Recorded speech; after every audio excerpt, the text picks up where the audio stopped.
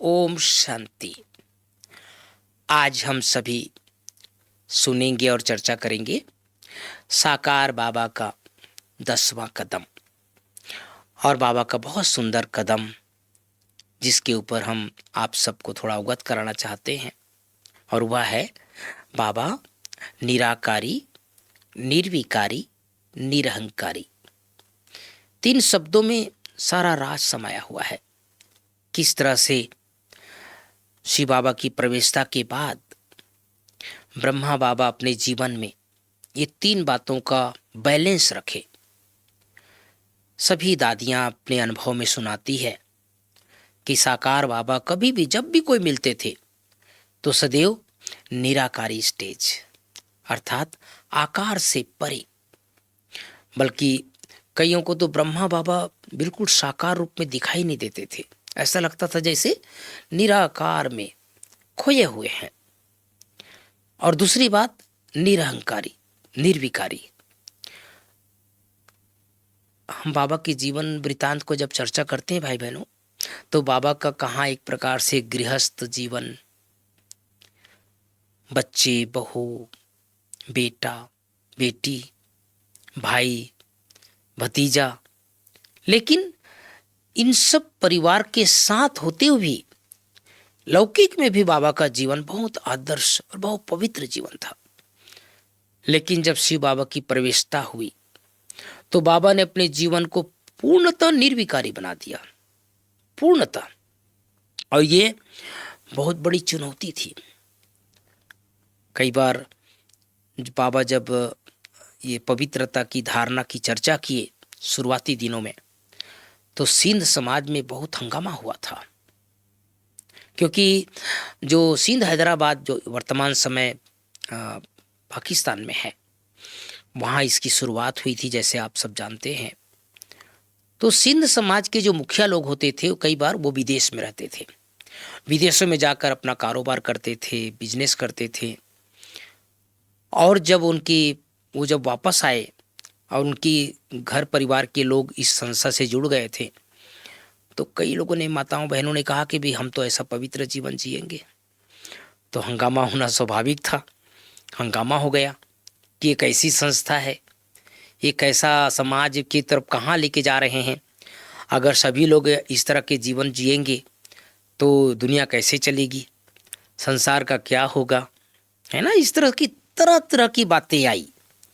लेकिन बाबा टस से मस नहीं हुए, अपनी धारणा को मजबूत बना करके रखे, जिसके लिए कहते हैं ना भाई बहनों, धरत पड़िए धर्म ना छोड़िए। तो बाबा ने अपने जीवन को निर्विकारी मन वचन कर्म से, मन को भी एकदम पावन बना लिया, मन को भगवान में लगा लिया। मनसा से भी किसी प्रकार का कोई संकल्प विकल्प न चले, क्योंकि आज की दुनिया के लोग सोच भी नहीं सकते हैं कि माताओं बहनों के बीच सबके साथ रहते हुए भी अपने जीवन को पवित्र बनाना, दृष्टि को पवित्र बनाना, संकल्प को पवित्र बनाना, है ना। कितना विरोध हुआ होगा, कितनी बातें आई होगी, लेकिन उसके बावजूद भी अपने जीवन को इसी आदर्शों को उच्च मापदंड पर रखना, उस मूल्य को, उस गुण को अपने जीवन में सदा सदा के लिए अपना लिया। और इसीलिए हम सब जो बाबा के बच्चे वर्तमान समय भी जो भाई बहन ज्ञान में चलते हैं ना, वो कोई 1 दिन 2 दिन की पवित्रता नहीं है, 1 साल 2 साल की पवित्रता नहीं है, बल्कि हमारे जीवन में ही पवित्रता समा जाती है। और इसी कारण से बहुत जगह विरोध भी होता है।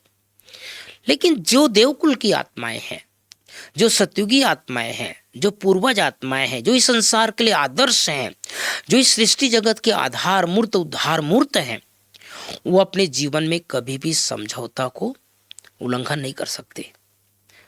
मैं एक छोटी सी घटना सुनाना चाहता हूँ। अभी मैं कुछ दिन पहले असम गया था। एक माता अपना अनुभव सुनाई, बहुत प्रेरणा मिलती है ऐसे अनुभव सुनने से। वो जब ज्ञान में आई तो उनकी शादी हुए 6 महीना हुआ था, ज्ञान में आ गई, एकदम पक्की हो गई। उनका पति डॉक्टर, और अपने पति को कहा कि भाई मैं तो ऐसा पवित्र जीवन जीऊंगी। थोड़ा विरोध हुआ, हंगामा भी हुआ, लेकिन वो माता जो है वो अपने जीवन के सिद्धांत को बदली नहीं किया।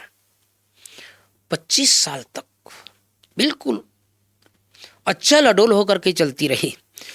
कितनी बातें आई, लेकिन अपने जीवन के साथ कभी समझौता नहीं किया। 25 साल के बाद वो उनका जो पति है वो डॉक्टर हैं, वो मधुबन आए बाबा के घर शांतिवन में मेडिकल कॉन्फ्रेंस में, और यहाँ का वातावरण देखा, यहाँ का सुंदर वाइब्रेशन देखा, यहाँ के लोगों का जीवन देखा। संयोग से शिवानी बहन हर बार मेडिकल विंग के प्रोग्राम में आती है, उनसे मिलना हुआ। 4 दिन के बाद वो टीवी में अपना अनुभव सुना रही है शांतिवन में कि मैं बहुत दिनों के बाद इस संस्था को समझा। मैंने बहुत विरोध किया था। मेरी पत्नी 25 साल से इस संस्था से जुड़ी हुई है और मैंने उनका भी बहुत विरोध किया था। अब मैं समझ गया हूँ कि कितनी यहाँ पर सत्यता है, कितनी पवित्रता है, कितनी महानता है, कितने सहज ढंग से आप सब जीवन जीने की कला सिखाते हैं। और जब वो सुना रहे थे तो उसकी पत्नी की आंखों में आंसू थे। उसकी पत्नी घर में आसाम में मंगलदेई के पास है उनका गांव, वहां से सुन रही थी वो। और यहाँ से जाने के बाद वो डॉक्टर साहब अपने घर को ही सेंटर बनाया। 3 मंजिला बहुत सुंदर मकान में खुद गया था, इतना बढ़िया बना करके बाबा को अर्पित कर दिया, बाबा को अपना बच्चा बना लिया। तो कैसे जीवन परिवर्तन हो सकता है। ब्रह्मा बाबा के जीवन को जब हम देखते हैं और ब्रह्मा बाबा के जीवन को देख करके लोग प्रेरणा लेते हैं और अपने जीवन को भी इसी तरह से सिद्धांत में ढाल लेते हैं, तो सचमुच ऐसा लगता है जैसे जीवन सरल है। तो बाबा का ये सुंदर 10वां कदम, निराकारी, निर्विकारी, और तीसरी चीज निरहंकारी। अहंकार तो बाबा के अंदर लेस मात्र भी नहीं था, लेस मात्र। कहाँ ब्रह्मा बाबा, कहाँ श्री कृष्ण की आत्मा, कहाँ संस्था का संस्थापक, लेकिन अहंकार नहीं। बाबा को पता था कि अहंकार से आत्मा की शक्ति कम हो जाती है, आत्मा की शक्ति नष्ट हो जाती है। कभी भी बाबा ने ये नहीं कहा कि मैंने किया, मैं और मेरा का त्याग किया, जिसे बाबा कई बार अव्यक्त बाप दादा की मुरली में हम सब सुनते हैं।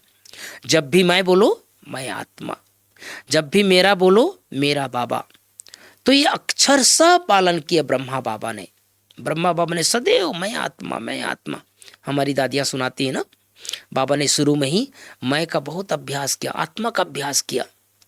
सरस्वती तुम आत्मा हो, राधे तुम आत्मा हो, यशोदा तुम आत्मा हो, नारायण तुम आत्मा हो, प्रकाशमणि तुम आत्मा हो, बाबा दीवालों पर लिखा करते थे। और जब भी बाबा मेरा बोलते थे, मेरा बाबा, मैं नहीं, मेरा नहीं, बल्कि मेरा बाबा। बाबा ने किया, बाबा ने किया, बाबा ने किया। जरा भी बाबा ने अपने त्याग का, अपनी तपस्या का, अपने सेवा का कभी भी बाबा अपने ऊपर नहीं लिया। और ये हमने दादियों को भी देखा। बड़ी दादी सदैव दादी का विचार है। दादी कहती है, दादी भी कभी भी मैं नहीं बोलती, चलो हमने ब्रह्मा बाबा का तो नहीं देखा, लेकिन बड़ी दादी का जो प्रशासनिक क्षमता है बाप दादी को, वो हमने देखा। तो बाबा का ये सुंदर पद चिन्ह, बाबा का ये सुंदर कदम, निराकारी, निर्विकारी, निरहंकारी, इसको जब तक संगम युग है, जब तक कि जीवन है, जब तक कि शरीर में श्वास है, हर पल स्मरण करते रहें। जो बाबा का अंतिम शब्द था मुरली में, है ना, 18 जनवरी को जब बाबा मुरली चलाए थे, 3 शब्दों का वर्णन किए थे। लास्ट में बाबा ने यही बोला, अच्छा बच्चों, निराकारी, निर्विकारी, निरहंकारी। तो अपने जीवन में इन तीनों बातों को अक्षरशः धारण करें, अक्षरशः पालन करें और ब्रह्मा बाबा के कदम पर कदम रख करके जीवन को आगे बढ़ाते चलें। ओम शांति, ओम शांति।